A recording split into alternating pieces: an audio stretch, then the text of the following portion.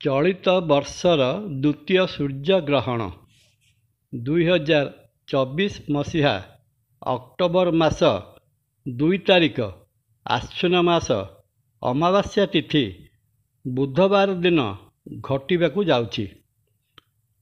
ବର୍ଷର ଶେଷ ସୂର୍ଯ୍ୟଗ୍ରହଣ। ଏହି ମହାଜାଗତିକ ଘଟଣା କେବଳ ଅମାବାସ୍ୟା ଦିନ ହିଁ ଘଟିଥାଏ। ପୃଥିବୀ ଓ ସୂର୍ଯ୍ୟ ମଝିରେ ଚନ୍ଦ୍ର ରହି ସୂର୍ଯ୍ୟଙ୍କର କେତେକ ଅଂଶକୁ ଢାଙ୍କିଦେଲେ ତାହା ଆଂଶିକ ସୂର୍ଯ୍ୟପରାଗ ବା ସୂର୍ଯ୍ୟଗ୍ରହଣ ହୋଇଥାଏ।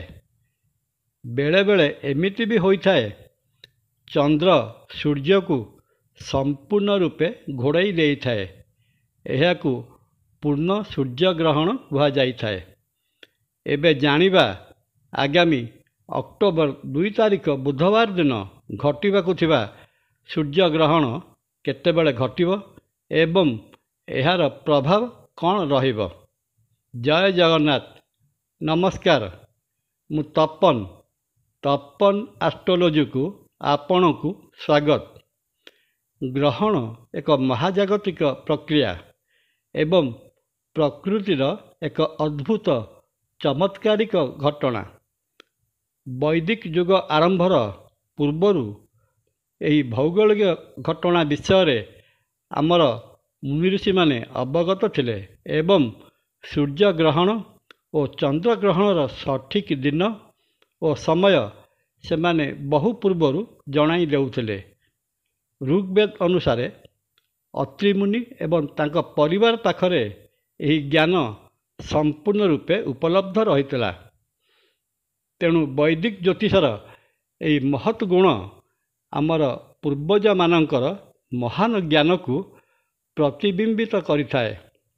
ଗ୍ରହ ନକ୍ଷତ୍ରମାନଙ୍କର ଏହି ଭୌଗୋଳିକ ଘଟଣା ଭାରତୀୟ ମହାମନୀଷୀମାନଙ୍କୁ ବହୁ ପୂର୍ବରୁ ଜଣାଥିଲା ଏବଂ ସେମାନେ ଏହି ମହାଜାଗତିକ ଘଟଣାର ବିସ୍ତୃତ ବିଶ୍ଳେଷଣ ବହୁ ପୂର୍ବରୁ ଜନସମାଜର କଲ୍ୟାଣାର୍ଥେ ବିନିଯୋଗ କରିଥିଲେ। ସେହି ପ୍ରାଚୀନ ମୁନିଋଷିମାନଙ୍କ ପ୍ରଦତ୍ତ ତଥ୍ୟ ଅନୁଯାୟୀ ସୂର୍ଯ୍ୟଗ୍ରହଣ ସମୟରେ ଖାଦ୍ୟ ଗ୍ରହଣକୁ ମନା କରାଯାଇଛି, କାରଣ ଗ୍ରହଣ ସମୟରେ କୀଟାଣୁମାନଙ୍କର ପ୍ରାବଲ୍ୟ ଦେଖାଯାଇଥାଏ। ଏହି ସମୟରେ ସେମାନେ ପ୍ରବଳ ବେଗରେ ବଂଶ ବିସ୍ତାର କରିଦେଇ ସବୁଆଡ଼େ ବିସ୍ତାରିତ ହୋଇଯାଆନ୍ତି। ଖାଦ୍ୟବସ୍ତୁ, ଜଳ ପ୍ରଭୃତିରେ ସୂକ୍ଷ୍ମ ଜୀବାଣୁ ଏକତ୍ରିତ ହୋଇ ଖାଦ୍ୟ ପଦାର୍ଥ ଓ ଜଳ ଦୂଷିତ କରିଦେଇଥାନ୍ତି।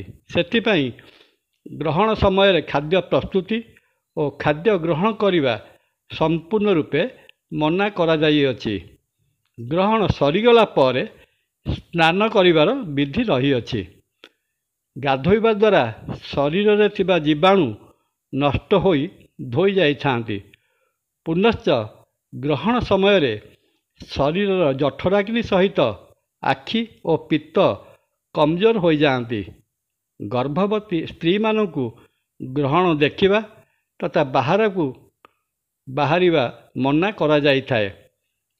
ଗ୍ରହଣର ଖରାପ ପ୍ରଭାବରୁ ଗର୍ଭସ୍ଥ ଶିଶୁ ଅଙ୍ଗହୀନ ଓ ବିକଳାଙ୍ଗ ହୋଇଯିବାର ସମ୍ଭାବନା ରହିଥାଏ। ଏପରିକି ଗ୍ରହଣ ସମୟରେ ଗର୍ଭବତୀ ମହିଳାମାନଙ୍କୁ ଛୁରୀ ବା କଇଁଚି ବ୍ୟବହାର କରିବାକୁ ବାରଣ କରାଯାଇଅଛି। ମାନ୍ୟତା ଅଛି, ଏପରି କଲେ ଗର୍ଭସ୍ଥ ଶିଶୁର ଅଙ୍ଗ ହୁଏତ କଟିଯିବ କିମ୍ବା ଯୋଡ଼ି ହୋଇଯିବ।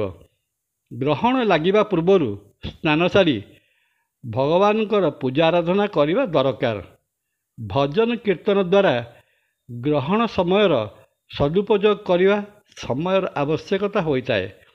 ଏହି ସମୟରେ ମନ୍ତ୍ର ପୁରସ୍ଚରଣ ବା ଜପ କରିଲେ ତାହା ସିଦ୍ଧିପ୍ରାପ୍ତ ହୋଇଥାଏ। ଗ୍ରହଣ ସମୟରେ ତେଲ ଲଗାଇବା, ଭୋଜନ କରିବା, ପାଣି ପିଇବା, ମଳମୂତ୍ର ତ୍ୟାଗ କରିବା, ମୁଣ୍ଡ କୁଣ୍ଡାଇବା, ରତିକ୍ରୀଡ଼ା କରିବା, ଦାନ୍ତ ଘଷିବା ପ୍ରଭୃତି ମନା କରାଯାଇଥାଏ। ଗ୍ରହଣ ସମାପ୍ତ ପରେ ଗାଧୋଇବା ଏବଂ ବ୍ରାହ୍ମଣଙ୍କୁ ଯଥାଶକ୍ତି ଦାନ ଦକ୍ଷିଣା ପ୍ରଦାନ କରିବା ପରେ ବଳକା ଥିବା ଖାଦ୍ୟଦ୍ରବ୍ୟକୁ ନଷ୍ଟ କରିଦେଇ ନୂତନ ଭାବେ ଖାଦ୍ୟଦ୍ରବ୍ୟ ରନ୍ଧନ କରାଯାଏ। ଗ୍ରହଣ ପରେ ଏକ ନିର୍ଦ୍ଦିଷ୍ଟ ଜାତିର ଲୋକଙ୍କୁ ଦାନ ଦେବାର ପ୍ରଥା ରହିଅଛି, କାରଣ ସେମାନଙ୍କୁ ରାହୁ ଓ କେତୁଙ୍କର ପ୍ରତୀକ ବୋଲି ଗ୍ରହଣ କରାଯାଇଥାଏ। ଚଳିତ ବର୍ଷ ଅକ୍ଟୋବର 2 ତାରିଖ ଦିନ ଲାଗିବାକୁ ଥିବା ସୂର୍ଯ୍ୟଗ୍ରହଣକୁ ନେଇ ଲୋକମାନଙ୍କ ମଧ୍ୟରେ ଉତ୍ସୁକତା ଦେଖାଦେଇଛି। ଏହା ଏକ ବଳୟାକାର ସୂର୍ଯ୍ୟଗ୍ରହଣ ହେବ। ଆକାଶରେ ସୂର୍ଯ୍ୟ ଏକ ଗୋଲକ ଅଗ୍ନିପିଣ୍ଡ ଭଳି ପ୍ରତୀୟମାନ ହେବେ, ଯାହାକୁ କି ଇଂରାଜୀରେ ରିଙ୍ଗ ଅଫ୍ ଫାୟାର ବୋଲି କୁହାଯାଏ। ପିତୃପକ୍ଷର ଶେଷ ଦିନ ମହାଳୟା ଅମାବାସ୍ୟାରେ ଏହି ମହାଜାଗତିକ ଘଟଣା ଘଟୁଥିବାରୁ ପ୍ରଶ୍ନ ରହିଛି, ଏହି ସୂର୍ଯ୍ୟଗ୍ରହଣ କ'ଣ ଭାରତରେ ଦେଖାଯିବ? ଭାରତୀୟ ସମୟ ଅନୁଯାୟୀ ବର୍ଷର ଦ୍ୱିତୀୟ ଗ୍ରହଣ ଅକ୍ଟୋବର 2 ତାରିଖ ବୁଧବାର ରାତ୍ରି 9:13 ଆରମ୍ଭ ହୋଇ ରାତ୍ରି 3:17 ଶେଷ ହେବ। ଭାରତବର୍ଷର ରାତ୍ରିରେ ଏହି ସୂର୍ଯ୍ୟଗ୍ରହଣ ଘଟୁଥିବାରୁ ରିଙ୍ଗ ଅଫ୍ ଫାୟାରର ଏହି ବିରଳ ଦୃଶ୍ୟ ଭାରତରେ ଦେଖାଯିବ ନାହିଁ। ଏହି ସୂର୍ଯ୍ୟଗ୍ରହଣ ଆର୍ଜେଣ୍ଟିନା, ପ୍ରଶାନ୍ତ ମହାସାଗର, ଆର୍କଟିକ୍, ଦକ୍ଷିଣ ଆମେରିକା, ପେରୁ, ଫିଜି ପ୍ରଭୃତି ଦେଶରେ ଦେଖାଯିବ। ତେଣୁ ଭାରତରେ ଏହି ଗ୍ରହଣ ଦୃଶ୍ୟମାନ ହେଉନଥିବାରୁ ଭାରତବର୍ଷରେ ଏହି ଗ୍ରହଣ ପାଳନ କରାଯିବ ନାହିଁ। ଜୟ ଜଗନ୍ନାଥ। ଭିଡ଼ିଓଟି ଭଲ ଲାଗିଲେ ଲାଇକ୍, କମେଣ୍ଟ ଓ ସବସ୍କ୍ରାଇବ୍ କରିବା ପାଇଁ ଅନୁରୋଧ। ନମସ୍କାର।